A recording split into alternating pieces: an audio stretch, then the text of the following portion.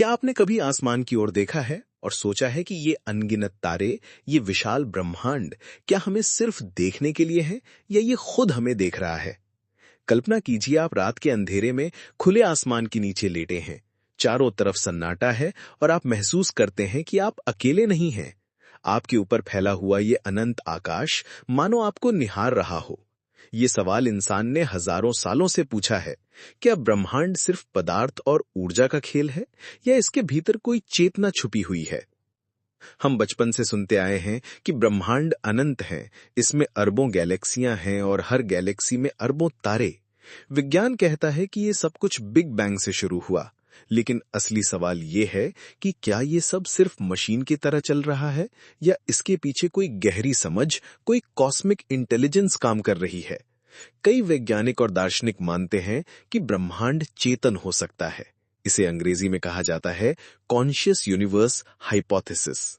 सोचिए, अगर ब्रह्मांड सच में चेतन है तो इसका मतलब ये होगा कि जब आप सोचते हैं, जब आप महसूस करते हैं, तो सिर्फ आपका दिमाग ही सक्रिय नहीं है, बल्कि ब्रह्मांड भी किसी न किसी तरह आपके अनुभव में शामिल है। भारत की प्राचीन दार्शनिक परंपराओं में ये विचार नया नहीं है। उपनिषदों में कहा गया, यथा पिंडे तथा ब्रह्मांडे, यानी जैसा सूक्ष्म जगत है वैसा ही विशाल जगत है। हमारे भीतर की चेतना और ब्रह्मांड की चेतना अलग नहीं है, बल्कि एक ही धारा का हिस्सा है। आधुनिक विज्ञान भी अब इस रहस्य की ओर इशारा करने लगा है।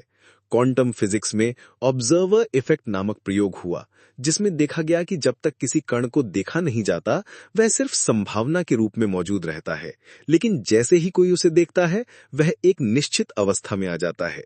इसका मतलब क्या ये है कि देखने वाला सिर्फ देखने वाला नहीं, बल्कि वास्तविकता को बनाने वाला भी है? अगर ऐसा है तो क्या हम ये कह सकते हैं कि ब्रह्मांड खुद ही एक विशाल पर्यवेक्षक है जो अपनी ही रचना को देख रहा है? कभी कभी लगता है कि ये विचार सिर्फ दार्शनिक कल्पना है, लेकिन जब आप गहराई में जाते हैं तो पाते हैं कि विज्ञान और दर्शन दोनों इस रहस्य को समझने की कोशिश कर रहे हैं। उदाहरण के लिए, कार्ल सैगन ने कहा था कि हम तारे की धूल से बने हैं और ब्रह्मांड खुद को हमारी आंखों से देख रहा है। ये वाक्य हमें हिलाकर रख देता है। सोचिए, हम ही ब्रह्मांड का हिस्सा हैं और जब हम आसमान को देखते हैं तो वास्तव में ब्रह्मांड खुद को देख रहा होता है।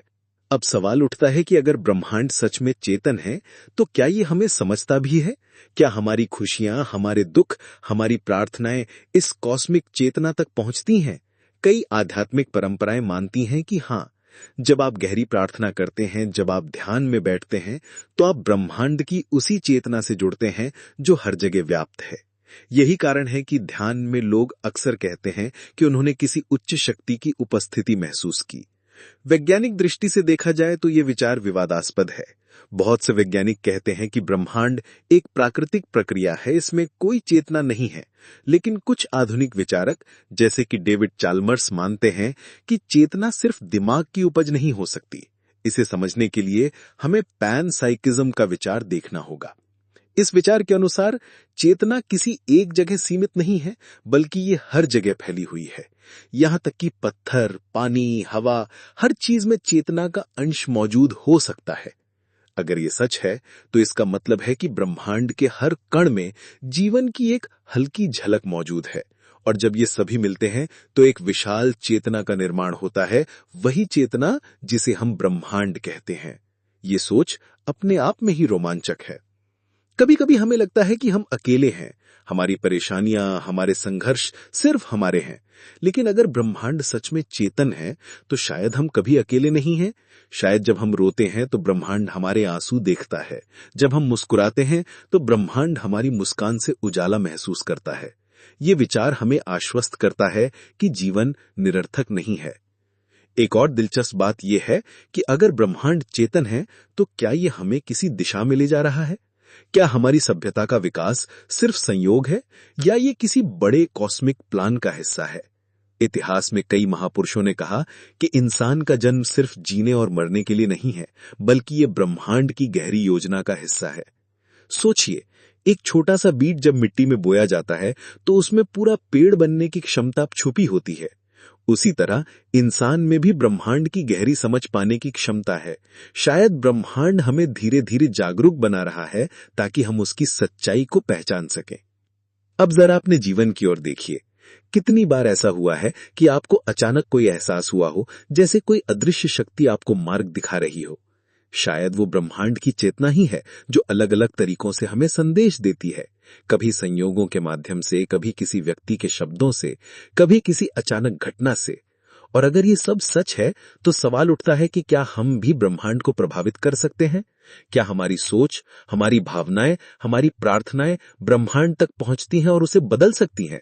बहुत सी आध्यात्मिक परंपराएं मानती हैं कि हाँ, जब हम सकारात्मक सोचते हैं तो हम पूरे ब्रह्मांड में सकारात्मक ऊर्जा भेजते हैं और यही ऊर्जा फिर लौटकर हमारे जीवन में बदलाव लाती है। शायद यही कारण है कि प्राचीन ऋषि ध्यान और मंत्रों पर इतना जोर देते थे। वे मानते थे कि हमारी चेतना और ब्रह्मांड की चेतना में गहरा संबंध है। जब हम भीतर शांति पैदा करते हैं तो ब्रह्मांड भी हमें शांति लौटाता है। आखिरकार, चाहे आप इसे वैज्ञानिक रूप से देखें या आध्यात्मिक रूप से, ये सवाल बना रहता है कि क्या ब्रह्मांड हमें देख रहा है? इसका कोई अंतिम उत्तर शायद कभी ना मिले, लेकिन एक बात तय है, ये सवाल खुद हमारे जीवन को गहराई देता है। ये हमें ये सोचने पर मजबूर करता है कि हम सिर्फ छोटे इंसान नहीं हैं, बल्कि इस विशाल ब्रह्मांड का जीता जागता हिस्सा हैं। तो अगली बार जब आप तारों भरे आसमान को देखें तो याद रखें, शायद आप सिर्फ आसमान को नहीं देख रहे, बल्कि आसमान भी आपको देख रहा है। और शायद उस पल में आप और ब्रह्मांड के बीच एक गहरा संवाद हो रहा है। यही है कॉन्शियस यूनिवर्स का रहस्य, जो हमें हमेशा याद दिलाता है कि हम अकेले नहीं हैं। हम उसी चेतन ब्रह्मांड का हिस्सा हैं और ब्रह्मांड हमेशा हमारे साथ है।